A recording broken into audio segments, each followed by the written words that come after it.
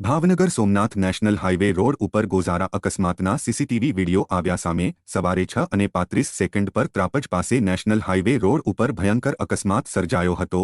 અકસ્માતના બનાવ સમયે ખાનગી ટ્રાવેલ્સ બસની નજીક એક અન્ય વાહન પણ જોવા મળી રહ્યું છે। આ બનાવમાં કુલ 6 લોકોના મોત થયા છે।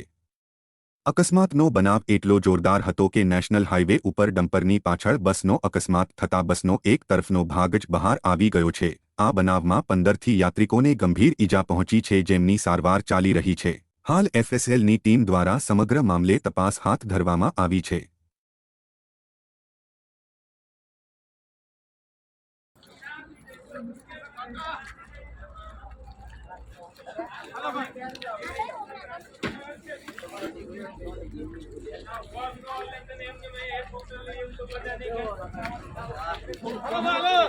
હા, તમે જાઓ।